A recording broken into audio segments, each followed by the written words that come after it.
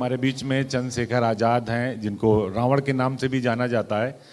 हमारे मंच पर आने के लिए आपको बहुत बहुत शुक्रिया, चूंकि आप सदन में थे और कीमती समय निकाला आपने। तो पहला सवाल चंद्रशेखर जी आपसे यही कि आपने कमज़ोर तबकों की राजनीति के लिए सियासत शुरू किया था, क्या सांसद बनने के बाद बहुत कुछ बदल गया? जिस जगह से चले थे, क्या उस कारवां को आगे बढ़ा पाए आप? जिम्मेदारी बढ़ गई है और मैं कोशिश कर रहा हूं कि चाहे नींद मेरी कम हो जाए, लेकिन जो काम अधूरा है उसको पूरा करने में मेरा योगदान पूरा। अभी जो हम करना चाहते हैं वो शुरू ही हुआ है।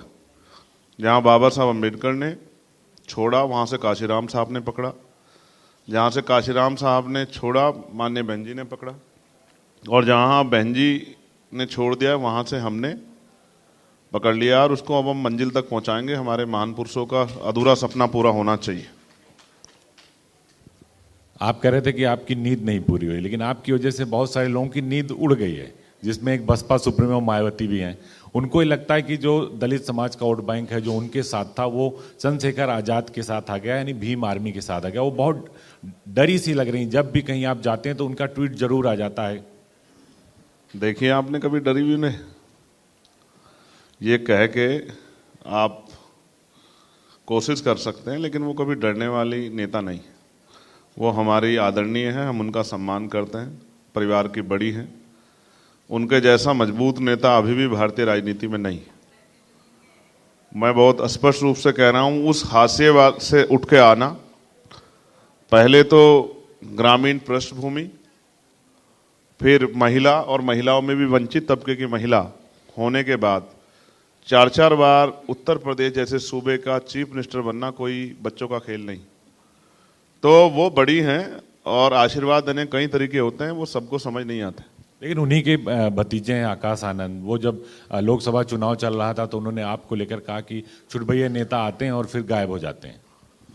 अब लोकतंत्र में जो हमारा संविधान है वो बहुत आज़ादी देता है सभी को। कोई कुछ भी कह सकता है, आप भी कुछ भी कह सकते हैं, सड़क चलता आदमी भी कोई कुछ कह सकता है। हम इन सब चीज़ों पर ध्यान नहीं देते, सिर्फ लक्ष्य पर ध्यान देते हैं। हमारा पूरा, आपको महाभारत याद है ना? अर्जुन का ध्यान कहाँ था? मछली की आंख पे। और हमारा ध्यान है उस अधूरे काम पे जो जिस रिफॉर्म की आज जरूरत है, उस पर हम प्रयास भी कर रहे हैं। जब हम उस पर प्रयास कर रहे हैं, वो सब लोगों को अच्छा नहीं लगेगा, क्योंकि इस देश में जैसी विविधता है उसको समझना आसान काम नहीं। मैंने BA MA कर ली, BTech MTech कर लिया, MBA MCA कर लिया, PhD कर ली, तो ऐसा नहीं कि मैं देश को समझता हूँ। देश अनेक जाति धर्मों से, बोली भाषाओं से, खान पान से मिलकर बना है। और अभी भी देश में, देश के प्रधानमंत्री जी 80-85 करोड़ लोगों को 5 किलो राशन दे के जिंदगी गुजर करने की बात कर रहे हैं। तो आप समझिए कि अभी देश में क्या हालात है। आज़ादी के 75 साल बाद भी अगर लोग अपने पैरों पे नहीं खड़े हैं और अच्छा भोजन, पीने के लिए साफ पानी, पहनने के लिए अच्छे कपड़े और सर पे अच्छी छत की व्यवस्था नहीं है, तो देखिए कितने रिफॉर्म होने बाकी। इसी कड़ी में मैंने परसों जो है संसद में एक निजी विधेयक जो है, गैर सरकारी विधेयक पेश किया है कि सरकारी नौकरियां लगभग खत्म कर दी है सरकार ने। निजीकरण, लेटरल एंट्री, संविदा, NFS, पता नहीं क्या क्या करके निकालने की तैयारी की है। आने वाले कल में कोई सरकारी नौकरी नहीं होगी। तो मगर जो हादसे पे तबका, उसको कैसे खड़ा करोगे? जिसको अवसर नहीं था, जिसको मौका नहीं मिला। जैसे हमें मौका नहीं मिलता तो हम कैसे दिखा पाते हैं? यही बात तो हम कह रहे हैं कि जिसके लिए चंद्रशेखर आजाद ने अपनी सियासत शुरू की थी, क्या उनको आगे ले जाने के लिए आपने क्या फ्यूचर बनाया? आपकी पार्टी का क्या फ्यूचर? आपने जो सोचकर सियासत में कदम रखा था, वो कहां पर है आप? हमें तो व्यवस्था इधर ले आई। हम तो वकील हैं और भी हमारे वकील साथी यहाँ बैठे हैं, और हमारा काम है, हम न्याय के बीच की कड़ी। जब कोई पीड़ित उम्मीद करता है कि हमको न्याय मिले, तो वो सीधा जज साहब के पास नहीं रखता। हम लोग कोशिश करते हैं कि न्याय मिले। आज भी हम वही कड़ी। तो जिनको अधिकार नहीं मिला है, उनका अधिकार दिलाने के लिए संघर्ष कर रहे हैं। जैसा आपने कहा, उसी को मैं आगे बढ़ा देता हूँ। बहुत सारे रिफॉर्म की जरूरत है। हम कोशिश कर रहे हैं कि जातिगत जनगणना हो। आज हमने पार्लियामेंट में बोला, और SC ST OBC के लोगों को रिफॉर्म के तौर पे अब निजी क्षेत्रों में आरक्षण की व्यवस्था होनी चाहिए, जिससे कि बहुत सारे लोगों को अवसर मिले। मैं इसका उदाहरण आपको देता हूँ। मैं बहुत अच्छा क्रिकेट खेलता हूँ, मेरे क्षेत्र के लोग भी जानते हैं। और अगर मुझे मौका मिलता तो शायद मैं आज के जो महान क्रिकेटर हमारे जो क्रिकेट खेल रहे हैं शायद उनमें से कुछ लोगों को पीछे छोड़ देता, बहुत अच्छा खेल कर दिखाता, लेकिन अवसर ही नहीं है। गांव की प्रतिभा का कहाँ सम्मान है? पैसा चाहिए, पावर चाहिए, पहचान चाहिए, जब ये जिस पर नहीं होगी वो कैसे आएगा? तो ये तो अच्छा है कि लोकतंत्र में अवसर है, वोट से जो है चयन होता है, तो हम जैसे लोग यहाँ बैठे हैं, अगर वोट से चयन नहीं होता, धन से चयन होता तो हम कहाँ से आ जाते? लेकिन सियासत के पिच पे तो आप हिट हो गए, नगीना से लड़े, जीते भी। लेकिन एक सवाल इसी से जुड़ा कि अखिलेश यादव से आपकी बात नहीं बन पाई, आपकी एक मुलाकात भी लखनऊ में हुई थी, क्या ऐसा हुआ कि आपको अकेले लड़ना पड़ा? देखिए ऐसा है, अभी आपके यहीं से गए, वो पार्लियामेंट में हमें मिलते रहते हैं, और अभी वो कल उनका बड़ा आलोचना हुई। हम तो आलोचना करते नहीं कि वो पीडीए का नारा दिए और उनको माता प्रसाद जी को बना दिए। हम तो उनको ये कहेंगे, हमारा सुझाव है, बाकी तो उनको करना है, कि 2027 का चीफ मिनिस्टर का दावेदार भी उनको माता प्रसाद पांडे जी को बना देना चाहिए। अब वो यहाँ है तो अखिलेश जी कहाँ जाएंगे? 29 तक, अरे 29 तक यहाँ है भाई, तो 27 के लिए उनको बना देना चाहिए दावेदार उनको। वो सबके बारे में सोचना चाहिए, और बाकी दलित पिछड़ों के लिए हम हैं ही, दलित पिछड़ों के लिए, मुसलमानों के लिए, गरीबों के लिए, जैन सिख बौद्ध ईसाइयों के लिए हम हैं। तो बात नहीं बनी, ठीक है, उनकी इच्छा है, अब ताली एक हाथ से नहीं बजती, उनकी इच्छा नहीं थी तो नहीं हुआ समझौता। अब दोबारा हम भी ये तय कर लिए कि अब हम 10 सीटें उपचुनाव की आ रही हैं, अपने दम पे लड़ेंगे। अभी 2 सीटों पे होकर हम छुट्टी नहीं रखते हैं। सैटरडे संडे 2 दिन की छुट्टी थी तो हम घर नहीं गए, हम एक दिन गए इलाहाबाद फूलपुर में, और एक दिन गए मजवा मिर्जापुर में, और करके रात को 2:30 बजे हम पहुंचे थे, और सुबह 10:30 बजे सदन में थे। हम अपनी ड्यूटी पूरी ईमानदार से कर रहे हैं। तो उत्तर प्रदेश में किसको मजबूत मान रहे हैं आप, राहुल गांधी को या अखिलेश यादव को? चंद्रशेखर आजाद, आप देखो तो सही, हरा दिए। देखो भाई, एनडीए अलायंस को भी हरा दिए, और इंडिया अलायंस वालों की जमानत जब्त करा दी, और एक और राष्ट्रीय पार्टी थी उसको 1% वोट मिला। अब हमसे मजबूत अब नहीं लड़े ना, सब सीटें लड़ते तब आपको पता लगता है कौन मजबूत। चुनाव तो लड़ने जा रहे हैं आप ना, सभी सीटों पर उपचुनाव लड़ने जा रहे हैं यूपी में। हमने 24 में छोड़ दिया कि चलो आप लोग लड़ो, कल ये मत कहना कि आपकी वजह से हार गए। लेकिन अब आप मजबूती देखना वोट के आधार पे। हमारी नई पार्टी है, झंडा आप लोग को तो घर तक अब पहुंचा, निशान अब तो घर तक पहुंचा, अभी और बहुत कुछ। अभी तो हमारी पॉलिसियां जा रही है, तो आप देखना जब 10 सीटों का रिजल्ट आएगा उस दिन आप बताना कि कौन मजबूत है उत्तर प्रदेश में। उत्तर प्रदेश की जनता बहुत समझदार है, उतनी ताकत देती है जिसमें आदमी का दिमाग खराब ना हो, और हमारा दिमाग खराब इसलिए नहीं हो सकता क्योंकि हमने बहुत कुछ देखा है जिंदगी में। अच्छा चलिए, उत्तर प्रदेश में आप सबसे मजबूत हैं, देश में किसको मजबूत मानते हैं? प्रधानमंत्री नरेंद्र मोदी को या राहुल गांधी को? जनता को। देश में देश की महान जनता मजबूत है। किसी को भी अहंकार होता है तो अहंकार ठीक कर देते जरूर देर में, कोई हो चाहे। आप देखो सत्ता के लोगों को अहंकार था। अच्छा मेरा सवाल ये, 400 पार क्यों चाहती थी बीजेपी, बताओ? करोगे क्या 400 पार लेके? सरकार तो बन रही है आपकी 200 पौने 300 के करीब जाके, 272-74 में बन जा रही है। तो आप 400 पार लेके क्या करना चाहते? तो सर जनता ने कहा कि अच्छा अब घमंड आ गया तो चलो आपका घमंड तोड़ देते, बहुत करीब से बचे हैं सर। लेकिन तो बीजेपी कहती कि आप लोगों ने भ्रम फैला दिया, संविधान बचाओ, आरक्षण खत्म हो जाएगा, इसलिए उनकी सीटें कम हुई। देश की जनता को बेवकूफ समझ रहे हैं? कोई भ्रम फैला देगा और वो बेवकूफ बन जाएंगे? मेहनत करके कमाते हैं भाई, बेवकूफ नहीं है कोई भी, सब समझदार है, सोचते हैं, तोलते हैं। वोट ऐसी चीज है, देखो गरीब जैसे कोई आदमी जाएगा मांगने के लिए, हाथ फैला के कहेगा भाई रोटी दे देगी जनता, पैसा कहोगे पैसा भी दे देगी, कपड़े कहो कपड़े दे देगी, और कुछ जगह कहोगे रहने के लिए वो भी दे देंगे। वोट नहीं देगी किसी गरीब आदमी को, वोट बहुत सोच समझ के देती है जनता। तो इसलिए मैंने कहा आपको, इनको घमंड हुआ, इनका तोड़ दिया, किसी और को घमंड होगा उनका तोड़ दिया, पहले भी टूटा है देखो। लेकिन अखिलेश यादव देखिए आजकल बहुत ओवर कॉन्फिडेंस में बहुत सारी सीटें जीत कर आए, सदन में भी देखिए आप कह रहे हैं कि सबसे मजबूत आप हैं, और 2027 का जब चुनाव होगा तो आप कहाँ होंगे और अखिलेश यादव कहाँ होंगे? क्योंकि बात तो आप दोनों के बीच बनी नहीं। हम तो उत्तर प्रदेश में ही होंगे, हम उत्तर प्रदेश छोड़ के कहाँ जा रहे हैं भाई? हम उत्तर प्रदेश के रहने वाले हैं, सहारनपुर के से में पैदा हुए हैं, पढ़ाई लिखाई सब वहीं हुई है, फिर बाकी पढ़ाई देहरादून में हुई है। तो उत्तर प्रदेश में रहेंगे या देश के किसी कोने में रहेंगे? अब चुनाव आ रहे हैं, हरियाणा में रहेंगे, उसके बाद झारखंड में रहेंगे, महाराष्ट्र में, सब जगह संगठन है भीम आर्मी का, और हम लोग बहुत मेहनत कर रहे हैं।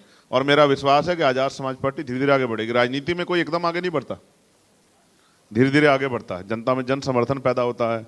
अब जितना हम लड़े, अब देखो आज हम वहाँ पहुँच गए थे, लेकिन पुलिस के लोग रोक लिए, वो जो बच्चे जो है 3 मर गए। अब देखा वो बनने तो आए थे IAS IPS, क्या बने? लाशें बन के गए घर में। अब इतना पैसा खर्च कर रहे हैं माँ बाप, है माफियागिरी चल रही है, कहीं भी कुछ भी कर दो, लीगल जो है सबको छूट मिली हुई है। कि कहीं जो है कहीं कोचिंग सेंटर खुलवा दो, कहीं उसमें जो है कोई लाइसेंस ना हो, कुछ भी ना हो, तो कौन पूछ रहा है? लेकिन संजय सिंह आए थे सुबह हमारे इंडिया न्यूज के मंच पे, वो कह रहे थे कि हमें लेगेसी में मिला है, 20 साल पहले से चला आ रहा है। अब मैंने ये थोड़ा ही कहा कि संजय सिंह की गलती है। मैं तो ये कह रहा हूँ ये जो लोग सरकार उन्हीं की है ना। अब उनकी है तो उनसे पूछो कि उनकी आंख के नीचे सब चीजें हो रही है, तो आप ये पूछो कि वो क्या कर रहे हैं। और अगर इतना भी ध्यान नहीं है तो फिर क्या फायदा उनका सत्ता में होने का। और फिर सच ये है, हमारी लड़ाई तो सत्ता से ही है, क्योंकि सत्ता में बैठ के कोई काम नहीं करेगा तो हम तो सवाल पूछेंगे। और इसलिए पूछेंगे कि आप कहते हो ये दिल्ली वाले कहते हैं कि हम 1 करोड़ रुपए देते हैं अगर किसी के भी को भी नुकसान होता है जो कर्मचारी, लेकिन सफाई कर्मचारी मरता है कुछ नहीं देते। ये विकसित भारत है। आप देखो 5वीं अर्थव्यवस्था है, आज भी गटर में उतरते हैं हमारे लोग, सर पे मैला उठाया जाता है, आज भी माओ को इस गंदगी में हाथ डालना पड़ता है। ये है विकसित भारत, 5वीं अर्थव्यवस्था। सोचो अगर हम 10वीं 12वीं होते तो क्या होता। तो मेरा ये कहना है कि गरीब वर्ग के बारे में सरकारें सोच नहीं रही हैं। पूंजीपतियों का बड़ा पैसा माफ कर दे, 16 लाख करोड़ रुपए, तो गरीबों के लिए भी पैसा पहुंचाओ, योजना बनाओ। गैस सिलेंडर के दाम देखो कहाँ है, पेट्रोल डीजल के दाम देखो कहाँ है, बिजली देखो के दाम कहाँ है। तो उस पर तो कोई जब सवाल करता नहीं, मीडिया भी उस पर डिबेट कम करती है। और मैं इंडिया न्यूज वालों को कहूँगा कि वो क्या करे, क्योंकि देश का नौजवान, देश की महिलाएं, किसान, मजदूर सब लोग देख रहे हैं कि हमारा मुद्दा कौन उठा रहा है, और वो उसी तरह उसका सम्मान कर रहे हैं। और जब देखते हैं हमारे मुद्दे पर चर्चा नहीं हो रही है तो फिर नाराज भी होते हैं। अब इंटर्नशिप की बात हुई है बजट में, बताइए एक सवाल, एक सेकंड सुनिए। इंटर्नशिप की बात हुई है, और इंटर्नशिप क्या परमानेंट रोजगार है? आप बता दो। इंटर्नशिप करने के बाद क्या करोगे? अग्निवीर के बाद क्या करोगे? सवाल ये, पक्का रोजगार दे नहीं रहे हो। सारी सरकार निजीकरण करके सारी सरकार नौकरियां खत्म कर दी। तो कह रहे हैं अग्निवीर को हम समायोजित कर देंगे, आरक्षण दे देंगे। है? अग्निवीर को तो कह रहे हैं हम समायोजित कर देंगे, 4 जब आएंगे वो अग्निवीर से वापस। कौन कह रहे हैं? यूपी सरकार कह रही है, कई सरकारें कह रही हैं कि हम। तो ठीक है, जब उनका मौका मिले जनता ही तो देगी भाई, हम कहाँ से कहते हैं। हमें अभी मौका इतना नहीं दिया जनता ने, जब मौका जनता हमें देगी हम जनता के हितों के लिए बहुत अच्छे काम करके दिखाएंगे। अच्छा ये बताइए चंद्रशेखर जी, हर मुद्दे पे आप लोग बोलते हैं, हाथरस में भोले बाबा की घटना हुई, 123 लोग की मौत हो गई, आप भी वहां गए। जो अखिलेश यादव ने कुछ भी इस तरह का सवाल भोले बाबा पर नहीं किया। हाँ, बसपा सुप्रीमो मायावती जी ने जरूर कहा कि ये निंदनीय है, गिरफ्तारी होनी चाहिए। आप भी गए थे, आपका क्या स्टैंड था? क्या ऐसे बाबाओं की जो सभा होती है वकील साथी हम बैठे हैं, हमने ये पूछा था कि जब उत्तर प्रदेश सरकार FIR ही नहीं करे तो गिरफ्तारी कौन से उसमें कर दोगे? अब बचा तो उत्तर प्रदेश सरकार रही है भाई। आप FIR में नाम तो डालो, जांच होने दो, निर्दोष होंगे तो हम क्या कह रहे हैं जेल भेज दो, लेकिन अगर दोषी होंगे या निर्दोष होंगे इसका फैसला तो जांच में होगा ना, या कोर्ट करेगी। तो FIR ही नहीं की उत्तर प्रदेश सरकार, एक बाबा मिलकर दूसरे बाबा को बचा लिए। अब ये सोचो, यही समझो, एक तरफ निर्दोष व्यक्ति जेल चला जाता है और दूसरी तरफ दोषी व्यक्ति। अभी मैं आपको उत्तर प्रदेश कानून व्यवस्था के बारे में बताता हूँ। उत्तर प्रदेश का सवाल आपने किया, 2.5 साल की बच्ची जो है उसके माँ बाप कह रहे हैं कि उसको नोच दिया है, रात को उठा के ले गए, और उनके माँ बाप ही एविडेंस कलेक्ट कर रहे हैं, पुलिस हाथ पे आधर के बैठी है मेरठ में, और कोई जाता पूछने तो धमका देते हैं, कहते भाग जाओ यहाँ से।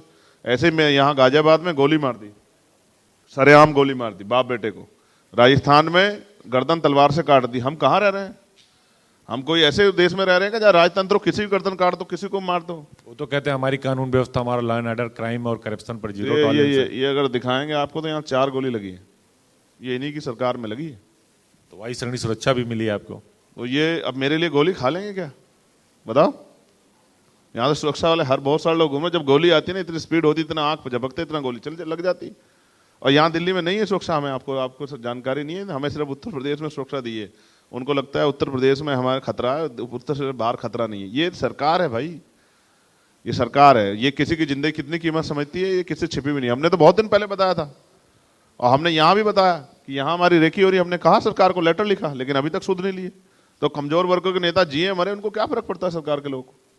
कोई फर्क नहीं पड़ता। नहीं पड़ता तो फिर व्यवस्था होती नहीं होती।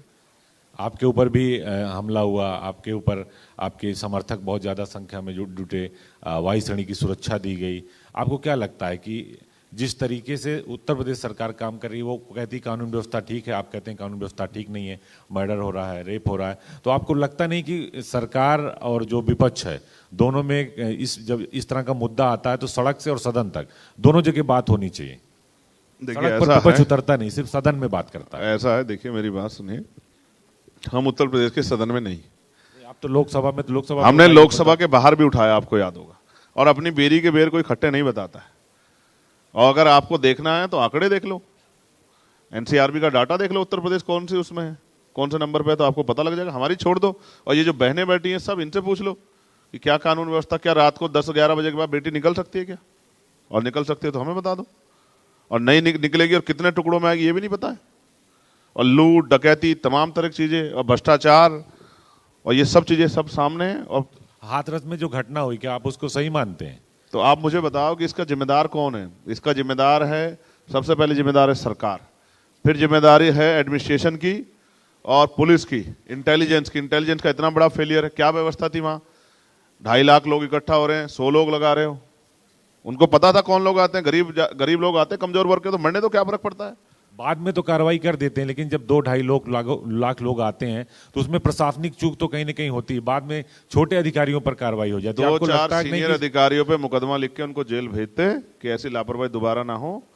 उससे 2-4-10 दिन पहले मैं गया था मुजफ्फरनगर में, इतने लोग इकट्ठा हुए थे, नाम मात्र के पुलिस वाले थे। मैंने मंच से कहा था कि ये गैर जिम्मेदारी है, कोई बड़ी घटना हो सकती है लेकिन सरकार का ध्यान वहां नहीं। अगर कोई नेता चला जाता, कोई बड़ा अधिकारी चला जाता तो खूब व्यवस्था लग जाती, क्योंकि यहाँ बड़े लोगों की इज्जत है, बड़े लोगों की जान की वैल्यू, मैंने आपको बताया, गरीबों की जान की वैल्यू नहीं है। जहाँ पैसे वाले उद्योगपति, जहाँ नेता लोग जाएंगे वहां सब कुछ सुरक्षा व्यवस्था लगी, लेकिन जहाँ गरीब लोग जाएंगे कोई व्यवस्था नहीं लगी, मरो या जियो। एक नया मुद्दा इस समय चल रहा है, नेम प्लेट। आप भी जहां से आते हैं उस इलाके में सबसे ज्यादा कि नेम प्लेट लगाना है सबको, दुकानदारों को। हालांकि सुप्रीम कोर्ट ने उसमें सीधे सीधे टिप्पणी की है कि भाई आपको क्या करना और क्या नहीं करना। आपकी क्या राय है इस पे कि क्या नेम प्लेट लगना चाहिए? क्योंकि बहुत सारे लोग कहते हैं लगना चाहिए, बहुत सारे लोग कहते हैं नहीं लगना चाहिए। दोनों पक्ष की याचिकाएं सुप्रीम कोर्ट में डाली गई हैं। देखिए, सुप्रीम कोर्ट से बड़े तो हम नहीं, हम तो वकील हैं और माननीय न्यायालय का सम्मान करते हैं। और मैं ये कहता हूं कि अगर सुप्रीम कोर्ट नहीं होता तो उत्तर प्रदेश सरकार कभी नहीं मानती कि उन्होंने ये गलत जो है नियम बना दिया है। और ये तो अच्छा है कि सुप्रीम कोर्ट ने उसका संज्ञान ले लिया। अगर कहीं पेंडिंग हो जाता तो ये सब चीजें हम अपनी आंखों के सामने देखते। लेकिन आप मुझे जवाब दो एक बात का, अभी आज गाजियाबाद में शायद पुलिस की गाड़ी तोड़ दी है और 6-7 घटनाएं ऐसी दिखाई दी जिसमें गाड़ी तोड़ रहे हैं। क्या ये हिंसा स्वीकार्य है जनता को? बिल्कुल नहीं, हिंसा तो कहीं से भी स्वीकार तो इस पे कोई मुकदमा दर्ज हुआ था उत्तर प्रदेश में? आप हमें बता दो। किसी को हिंसा करने की छूट हो तो आप हमें बता दो। और मॉब लिंचिंग हो रही है पूरे देश में, मारा जा रहा है मुसलमानों को, शामली में मार दिया। और आपको तो देखो, कानून व्यवस्था पे आपने सवाल किया था, अलीगढ़ में जाके देखिए, आपको पता लगेगा। तो जिसकी मॉब लिंचिंग हुई उसी के परिवार पर उल्टा 7 लोग मुकदमा कर दिया 11 दिन 12 दिन बाद, क्योंकि नेताओं के इतने दबाव में है पुलिस और एडमिनिस्ट्रेशन की उनकी जी हजूरी करनी है, चाहे वो कानून की सीमाएं लागे, चाहे अपनी ड्यूटी के साथ धोखा कर दे, कुछ भी कर दे। लेकिन यूपी सरकार ये कहती कि ये सिर्फ हमने किसी समुदाय के लिए नहीं किया, सबके लिए किया। काशी विश्वनाथ मंदिर में भी जो दुकानें लग रही हैं उसमें नेम प्लेट लगाने को बोल दिया गया है, अयोध्या और मथुरा में भी बोल दिया गया, लेकिन उसको जिस तरह से सांप्रदायिक रूप दिया गया और उसको फिर उसमें कोर्ट को इंटरफेयर करना पड़ा, उसकी याचिकाएं पढ़ डाली गई। अयोध्या ने क्या संदेश दिया देश को? अयोध्या ने क्या संदेश दिया? आप समझे नहीं समझे? अयोध्या ने संदेश दिया कि राजनीति व्यक्तिगत विषय है, हर व्यक्ति अपने अपने धर्म के प्रति कितनी भी आस्था रख सकता है, लेकिन लोकतंत्र में मुद्दों पे बात करनी पड़ेगी। ये संदेश भी है। अगर भाजपा अयोध्या में हार जाती है, बद्रीनाथ में हार जाती है, तो भाजपा को अपने अंदर झांक के देखना चाहिए कि वो गलत ट्रैक पे है। और मैं आपसे बहुत जिम्मेदारी से कह रहा हूं, मैं किसी को बुरा नहीं कहता, मैं मानता हूं कि कमियां जनता में कुछ हैं, जनता को ये समझना चाहिए कि कितनी बार ठगी जाएंगी। लेकिन बीजेपी तो कहती है कि हम अयोध्या जीते हैं, अयोध्या सदर जो विधानसभा है वहां वो जीते हैं, बाकी विधानसभाओं में हार गए। वो ये तर्क देते हैं इसके उत्तर प्रदेश में दूसरी बार सरकार उनकी है। अब ये तर्क, अब वो फिर कहने लगे कि हम वो गली जीते हैं जिसमें मंदिर है, तो हम क्या कह सकते हैं भाई? ये उनके अपने तर्क है, हम उन पर नहीं जाना चाहते। मगर मैं ये आपसे कहना चाहता हूं कि उत्तर प्रदेश की जनता ने और उत्तर प्रदेश की सरकार तो भी आपस में ही लड़ रही है। हम तो नहीं लड़ाए, हमारा कोई रोल नहीं, वो आपस में ही लड़ रहे हैं, उनको जनता की चिंता ही नहीं है। अब देखो उनकी चिंता कब दूर हो। मगर हम ये जानते हैं जो सरकार वर्तमान में वहां है और हमारे तेजस्वी मुख्यमंत्री जी के नेतृत्व में किस तरह से कमजोर वर्गों का दमन हो रहा है, उनकी जमीनें, उनके घर, उनके कारोबार किस तरह लूटा जा रहा है, ये किससे छिपा हुआ नहीं। और कानून व्यवस्था के नाम पे जो खिलवाड़ हो रही है, इसका सबक आने वाले चुनाव में, उपचुनाव में जनता उनको सिखाएगी। आप 10 सीटों पर, यूपी की सभी 10 सीटों पर विधानसभा का उपचुनाव लड़ने जा रहे हैं।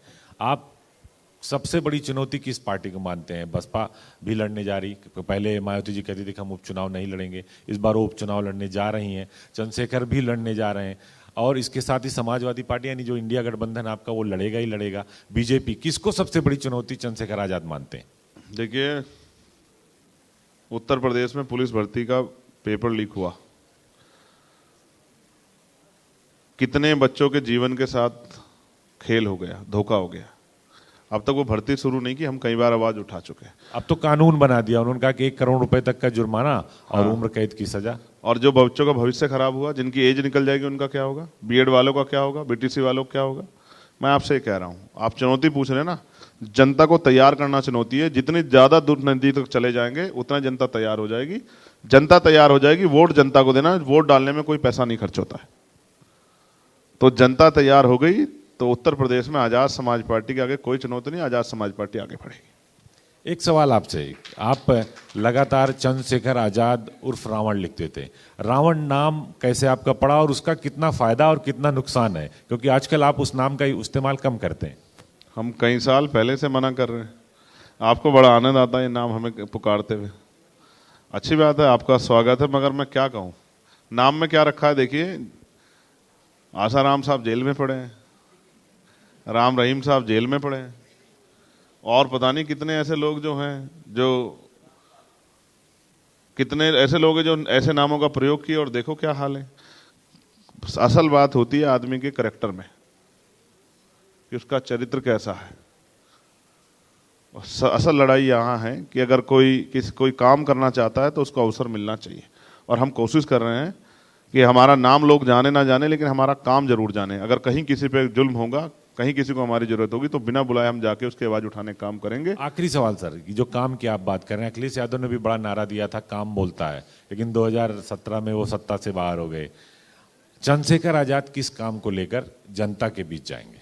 देखिए, सबसे ज़्यादा जरूरी ये है कि अच्छी एजुकेशन सिस्टम हमारे प्रदेश और देश में होना चाहिए, जो गरीबों के दायरे में हो, कि गरीब का बेटा, किसान मजदूर का बेटा भी अच्छी पढ़ाई कर सके। आज MBBS नहीं कर सकते आप, करोड़ों रुपए की डोनेशन चाहिए। अच्छा हेल्थ सिस्टम होना चाहिए, नौजवानों को रोजगार मिलना चाहिए, महंगाई से लोगों की जिंदगी में आसानी होनी चाहिए, और कानून व्यवस्था अच्छी होनी चाहिए कि सब लोगों के जीवन की रक्षा हो। क्योंकि दर्द सबको होता है, सबकी माँ ने इतना ही दर्द सहा जब पैदा किया। तो किसी को अगर आज़ाद भारत में और अमृत काल वाले भारत में अगर आज भी इतनी हिंसा हो रही है, तो सरकार को जवाब देना चाहिए कि वो कुर्सी बैठ के क्या कर रहे हैं। अगर कानून व्यवस्था अच्छी नहीं कर सकते तो कुर्सी पे बैठने का, कुर्सी से चिपकने काम बंद करो और कुर्सी छोड़ो और नए लोगों को मौका दो। बहुत बहुत शुक्रिया चंद्रशेखर आजाद जी का इंडिया न्यूज के मंच पर आने का और अपना कीमती समय देने के लिए बहुत बहुत शुक्रिया sir. For more such videos, subscribe to the NewsX YouTube channel, hit the bell icon.